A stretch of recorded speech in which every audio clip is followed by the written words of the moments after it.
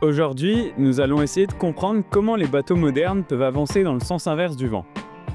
Pour commencer, il nous faut déjà définir deux concepts, le vent et le bateau.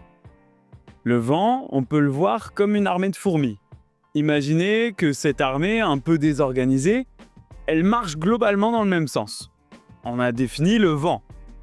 Maintenant, le bateau. Il a une voile et une coque.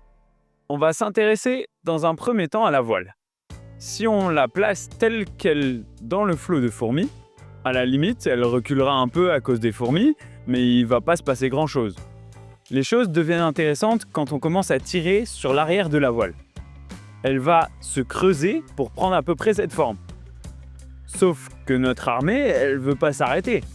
Prenons l'exemple de Bob et Alice quelque part au milieu de la voile. Bob qui dit « Hé Alice, décale-toi s'il te plaît, je peux plus passer à droite là. » Alice « Dans tes rêves, je bougerai pas, t'as qu'à pousser le machin à droite. » Et c'est ce que fait Bob.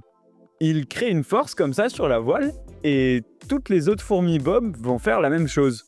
Au final, on obtient une force qui ressemble à ça.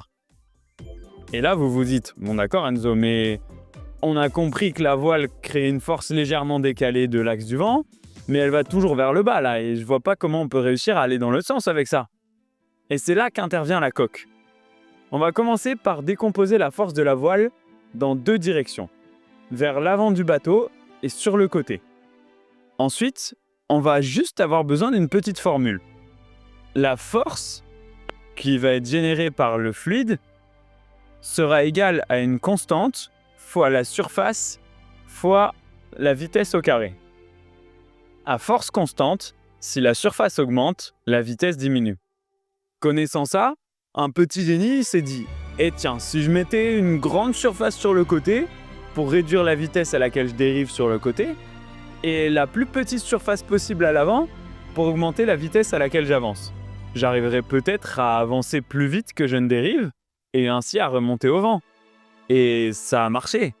On a maintenant un bateau qui arrive à remonter contre le vent. En réalité, bien sûr, les choses sont légèrement plus complexes.